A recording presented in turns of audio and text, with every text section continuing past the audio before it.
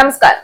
ലോകരാഷ്ട്രീയത്തിൽ ചില ബന്ധങ്ങൾ ഇരുമ്പ് പോലെ ഉറച്ചതാണെന്ന് കരുതപ്പെടുന്നുണ്ട്. അമേരിക്കയും ഇസ്രയേലും അത്തരമൊരു കൂട്ടുകെട്ടിന്റെ പ്രതീകമായിരുന്നു. പക്ഷെ ചരിത്രം പലവട്ടം തെളിയിച്ച മറ്റൊരു സത്യമുണ്ട്.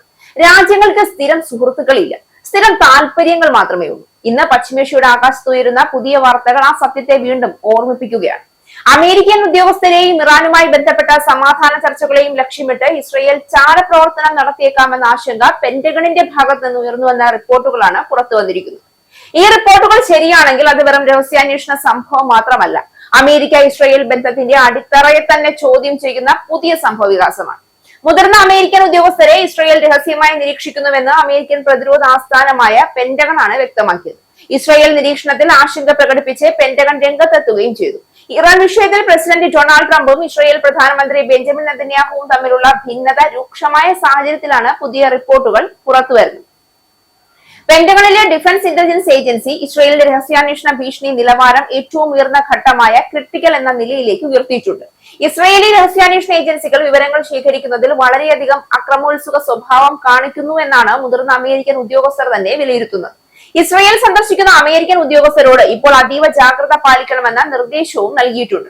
ആശയവിനിമയത്തിനായി ബർണർ ഫോണുകളും താൽക്കാലിക കമ്പ്യൂട്ടറുകളും മാത്രമാണ് നിലവിൽ ഉപയോഗിക്കുന്നത്.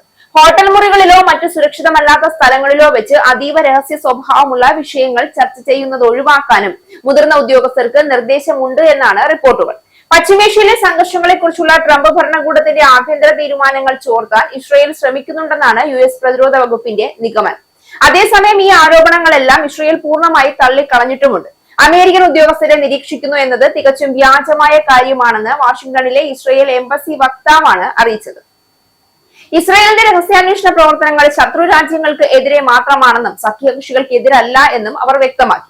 വൈറ്റ് ഹൌസും ഈ റിപ്പോർട്ടുകൾ ഔദ്യോഗികമായി തള്ളിയിട്ടുണ്ട്. ഇറാനുമായുള്ള യുദ്ധത്തിന്റെ കാര്യത്തിൽ ട്രംപും നെതന്യാഹുവും തമ്മിലുള്ള ബന്ധം വഷളായിക്കൊണ്ടിരിക്കുകയാണ് എന്നാണ് റിപ്പോർട്ടുകൾ. ലെബനനിലെ ഇസ്രയേൽ ആക്രമണങ്ങൾ സമാധാന ചർച്ചകളെ ബാധിക്കുമെന്ന് ട്രംപ് നെതന്യാഹുവിന് ശക്തമായ മുന്നറിയിപ്പ് നൽകിയിരുന്നു. എന്നാൽ ട്രംപിന്റെ മുന്നറിയിപ്പും അവഗണിച്ച് ഇസ്രയേൽ ലെബനനിൽ സൈനിക നടപടി തുടർന്നു. ഇത് അമേരിക്ക ഇസ്രയേൽ ബന്ധത്തിൽ വിള്ളൽ വീഴ്ത്തിയിട്ടുണ്ട്. ഇറാനെ നിരീക്ഷിക്കാൻ അസർബൈജാൻ, UAE എന്നിവിടങ്ങളിൽ ഇസ്രയേൽ രഹസ്യ സൈനിക ശൃംഖല സ്ഥാപിച്ചു എന്ന റിപ്പോർട്ടുകൾ ഇതിനോടകം തന്നെ പുറത്തു വന്നിരുന്നു. ഇതിന് പിന്നാലെയാണ് ഇപ്പോൾ അമേരിക്കൻ ഉദ്യോഗസ്ഥരെയും അവർ നിരീക്ഷിക്കുന്നു എന്ന ഗുരുതരമായ ആരോപണം ഉയർന്നിരിക്കുന്നത്. വർഷങ്ങളായി അമേരിക്കൻ വിദേശ നയത്തെ സ്വാധീനിക്കാൻ ഏറ്റവും കൂടുതൽ ശേഷിയുള്ള രാജ്യങ്ങളിൽ ഒന്നായി ഇസ്രയേലിനെ കണക്കാക്കുന്നുണ്ട്. എന്നാൽ ഇപ്പോൾ ഉയരുന്ന ആരോപണങ്ങൾ മറ്റൊരു ചോദ്യമാണ് മുന്നോട്ട് വെക്കുന്നത്. അമേരിക്കയുടെ പിന്തുണ മാത്രം മതിയാകാതെ അമേരിക്കയുടെ നയനിർണയ കേന്ദ്രങ്ങളിലേക്ക് നേരെ കടന്നുകയറി തീരുമാനങ്ങളെ സ്വാധീനിക്കാൻ ശ്രമിക്കുന്ന ഒരു മനോഭാവമാണോ ഇതിനു പിന്നിൽ? പ്രത്യേകിച്ച് ഇറാനുമായുള്ള സംഘർഷവും സമാധാന ചർച്ചകളും ഒരേ സമയം മുന്നോട്ട് പോകുന്ന സാഹചര്യത്തിൽ അമേരിക്കൻ ഭരണകൂടത്തിന്റെ യഥാർത്ഥ നിലപാടറിയാനുള്ള ഇസ്രയേലിന്റെ താല്പര്യം സ്വാഭാവികമാണ്. എന്നാൽ ഒരു സഖ്യരാജ്യത്തിന്റെ ആഭ്യന്തര നയരൂപീകരണത്തെ ചാരവലയത്തിലൂടെ നിരീക്ഷിക്കാൻ ശ്രമിക്കുന്നുവെന്ന സംശയം പോലും ഉയരുന്നത് വിശ്വാസത്തിന്റെ വലിയ പ്രതിസന്ധിയാണ്. ഈ പശ്ചാത്തലത്തിലാണ് ഡൊണാൾഡ് ട്രംപിന്റെയും ബെഞ്ചമിൻ നെതന്യാഹുവിന്റെയും ബന്ധത്തെക്കുറിച്ചുള്ള ചർച്ചകൾ ശക്തമാകുന്നത്. ഒരു കാലത്ത് ഏറ്റവും അടുത്ത രാഷ്ട്രീയ കൂട്ടുകെട്ടായി വിശേഷിപ്പിക്കപ്പെട്ട ഈ ബന്ധത്തിൽ ഇപ്പോൾ അസ്വാരസ്യത്തിന്റെ നിഴൽ വീണതായി റിപ്പോർട്ടുകൾ തന്നെ സൂചിപ്പിക്കുന്നുണ്ട്. അമേരിക്കയുടെ ദേശീയ താല്പര്യങ്ങൾക്കുമേൽ മറ്റൊരു രാജ്യത്തിന്റെ സുരക്ഷാ മുൻഗണനകൾ അടിച്ചേൽപ്പിക്കാൻ ശ്രമമുണ്ടെന്ന ധാരണ ശക്തമായാൽ ട്രംപിനും അതിൽ നിന്ന് അകലം പാലിക്കേണ്ട സാഹചര്യം ഉണ്ടാക്കാം.